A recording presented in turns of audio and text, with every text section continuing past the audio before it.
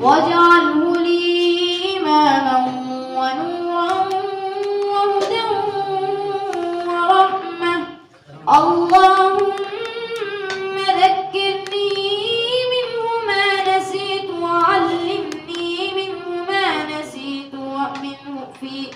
اللهم ذكرني منه ما نسيت وعلمني منه ما جهلت وارزقني تلاوته آناء الليل وآناء النهار واجعله لي حجة يا رب العالمين.